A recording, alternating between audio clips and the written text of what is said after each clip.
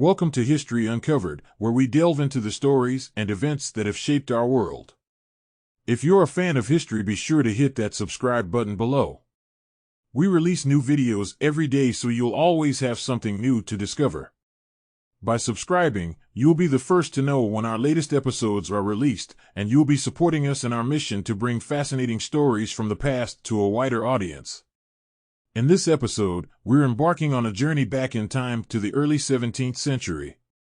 We'll tread through the darkened streets of London, venture into shadowy corners filled with whispers of treason, and encounter a man whose name, even 4 centuries later, has not been forgotten.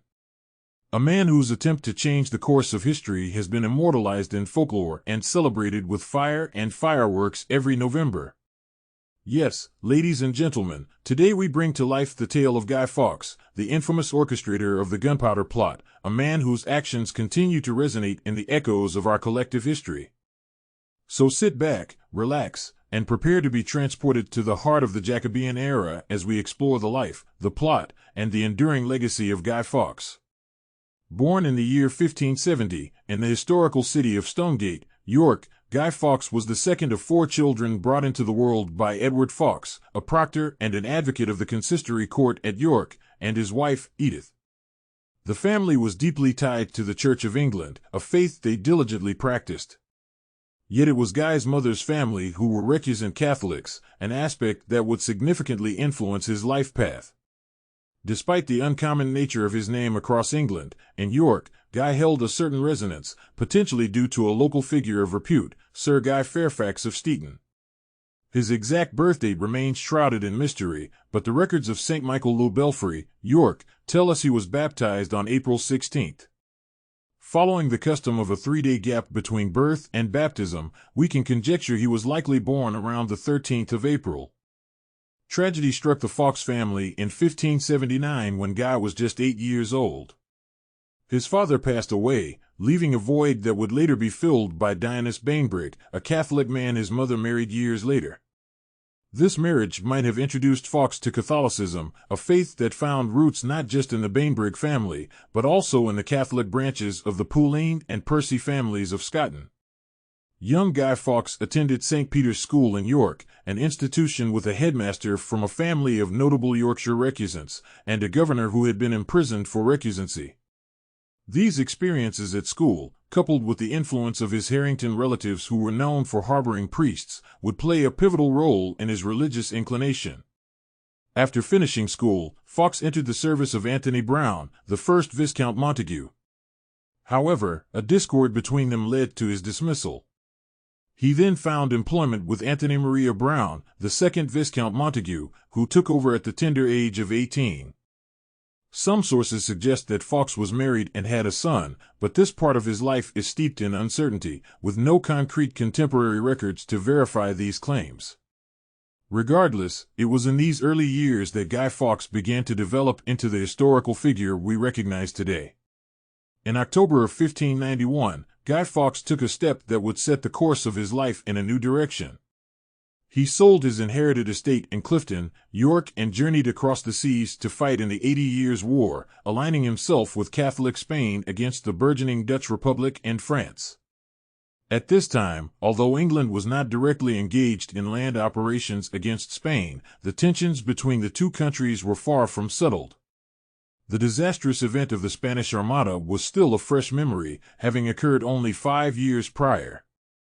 Fawkes joined forces with Sir William Stanley, an English Catholic of esteemed reputation who had rallied an army in Ireland to participate in Leicester's expedition to the Netherlands. Stanley had once been highly esteemed by Queen Elizabeth I, but after surrendering Deventer to the Spanish in 1587, he and most of his troops had switched sides to serve Spain. Under Stanley's command, Fawkes proved his mettle on the battlefield. He rose through the ranks to become an alferez or junior officer, demonstrating his capabilities at the Siege of Calais in 1596. By 1603, his conduct in battle had him lined up for a captaincy. In that same year, Fawkes traveled to Spain with an agenda to rally support for a Catholic rebellion in England. It was during this period he adopted the Italian version of his name, becoming known as Guido. His disdain for James I, the new King of England, was apparent in his memorandum. He accused the king of being a heretic with intentions to drive out all papists from England. He expressed skepticism about the union of England and Scotland under James, stating that it seemed impossible for the two nations to reconcile. Despite Fawkes's fervent appeals and strategic plans, the court of Philip III, the reigning Spanish monarch, remained reticent, unwilling to pledge their support for his cause. This did not deter Fawkes, however, who continued to hold fast to his convictions and the plan he had in mind. In 1604, Guy Fawkes's life took a dramatic turn. He became involved with a small group of English Catholics led by Robert Catesby, who were planning something audacious. They intended to assassinate King James, a Protestant, and install his daughter, Princess Elizabeth, third in line to the throne, as the ruler. Fawkes was a man known for his pleasant and cheerful demeanor, as well as his loyalty and skill in warfare. His balance of piety and professionalism endeared him to his fellow conspirators. He was also a figure who commanded attention, tall and powerfully built, with thick reddish-brown hair and beard, and a flowing mustache. He was a man of both action and intellect, a surprising combination to his adversaries. The inaugural meeting of the five key conspirators took place on May 20, 1604 at the Duck and Drake, and situated in London's Trendy Strand district. Catesby had previously proposed a daring plan to Thomas Wintour and John Wright to eliminate the king and his government by igniting an explosion at the Parliament House. Wintour, who initially had reservations about the plan, was persuaded by Catesby to travel abroad to seek assistance. Despite a lack of support from Spain, as revealed by meetings with key figures such as the Constable of Castile and Sir William Stanley, Wintour's journey was not in vain. He was introduced to Fawkes, who was relatively unknown in England due to his long absence from the country.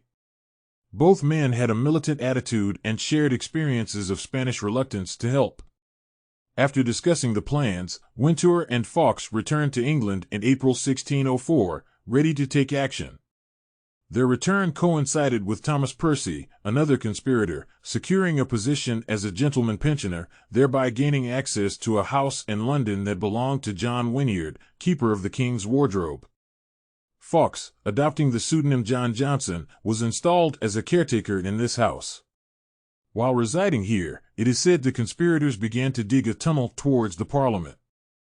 However, the existence of this tunnel has been disputed, with no physical evidence found and Fawkes himself only admitting to the tunnel's existence after intense interrogation.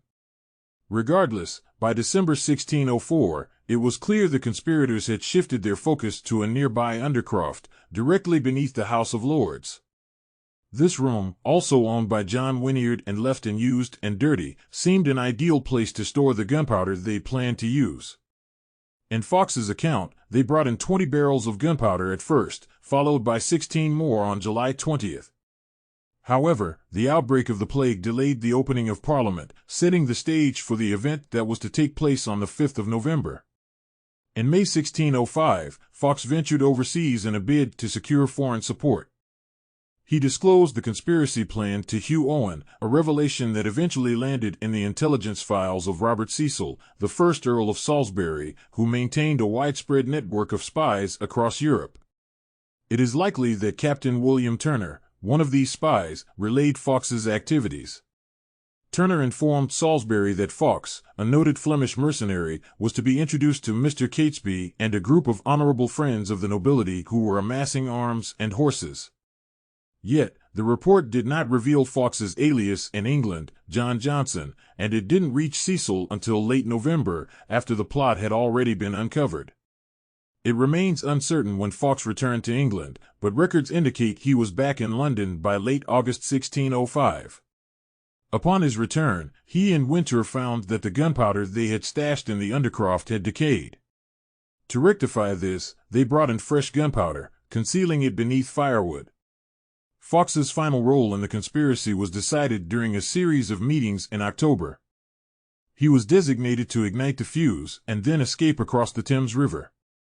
Concurrently, a revolt in the Midlands would divert attention and facilitate the capture of Princess Elizabeth.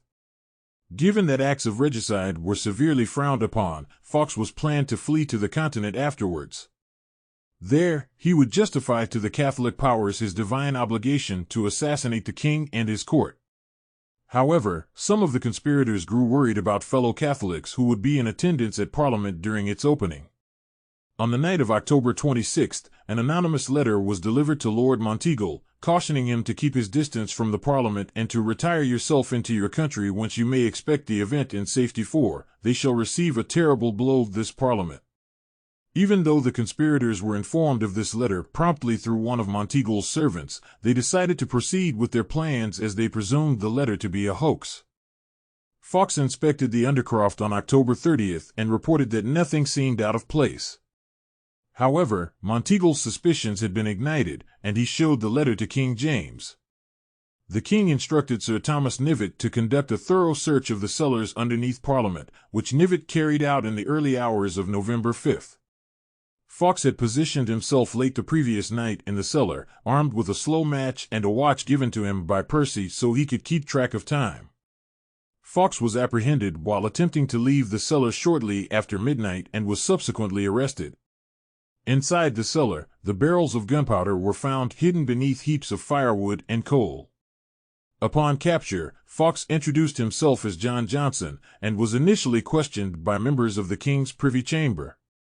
When asked about the possession of such a large amount of gunpowder, Fawkes brazenly responded that his intention was to blow you Scotch beggars back to your native mountains.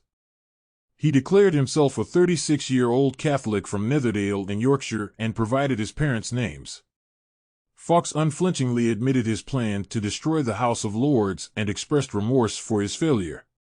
His unyielding demeanor earned him the admiration of King James, who even noted that Fawkes had a Roman resolution. Nonetheless, James ordered the torture of John Johnson on November 6 to extract the names of his accomplices. He decreed that the torture should start mildly, but could escalate if required. Consequently, Fawkes was moved to the Tower of London, where he was interrogated in a room that came to be known as the Guy Fawkes Room. The interrogation and torture were overseen by Sir William Waad, Lieutenant of the Tower, who managed to procure a confession from Fawkes. During a search, a letter addressed to Guy Fawkes was discovered, but Fawkes remained tight-lipped, revealing no information about the plot or its authors.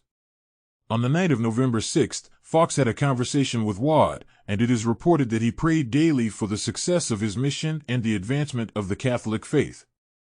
However, his resolve was finally broken the next day. Fawkes disclosed his true identity on November 7, admitting that 5 individuals were involved in the plot to assassinate the king.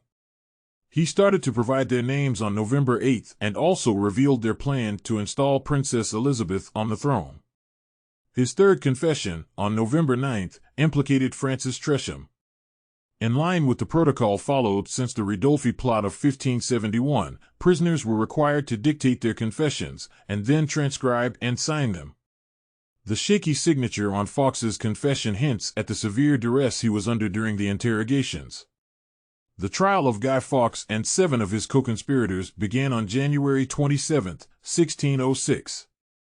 They were transported from the Tower to Westminster Hall, where they were displayed on a purpose-built scaffold. The king and his close family observed the proceedings secretly. The charges against the accused were read out, identifying Fawkes as Guido Fawkes, otherwise called Guido Johnson. Despite having admitted his guilt since his capture, Fawkes entered a plea of not guilty. The jury returned a guilty verdict against all the defendants, and they were pronounced guilty of high treason by the Lord Chief Justice Sir John Popham. The Attorney General Sir Edward Coke detailed their brutal sentence, stating they were to be dragged to their death by a horse, put to death halfway between heaven and earth as unworthy of both, mutilated, decapitated, and then have their body parts displayed for the fowls of the air. Testimonies by Fawkes and Tresham, confessions about the Gunpowder Plot, and an overheard conversation between Fawkes and Wintour were presented as evidence. Fawkes justified his not guilty plea by claiming ignorance of some aspects of the indictment. On January 31, 1606, Fawkes, Thomas Wintour, Ambrose Rookwood, and Robert Keyes were drawn from the Tower to the Old Palace Yard at Westminster, the site of their intended destruction. After his fellow plotters were executed, Fawkes was the last to mount the scaffold.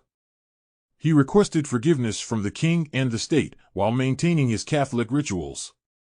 Weakened by torture, he started climbing the ladder to the noose, but managed to evade the painful latter part of his execution by breaking his neck, either by jumping or by climbing too high and setting the rope incorrectly. Nonetheless, his lifeless body was quartered, and the parts were distributed across the kingdom as a deterrent to potential traitors. On November 5, 1605, residents of London were urged to commemorate the king's narrow escape from assassination by lighting bonfires, as long as it was done safely and without causing disorder. This date was established as a day of thanksgiving for this joyful day of deliverance by an Act of Parliament, which stayed in effect until 1859. Although Guy Fawkes was only one of 13 conspirators involved in the Gunpowder Plot, he is the one most widely associated with it.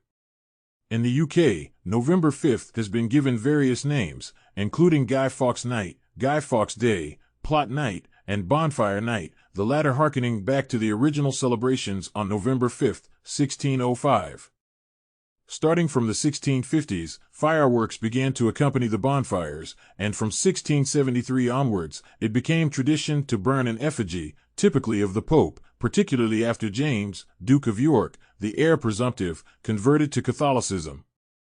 Over time, effigies of various other notable figures have also been used. Children usually create the guy from old clothes, newspapers, and a mask.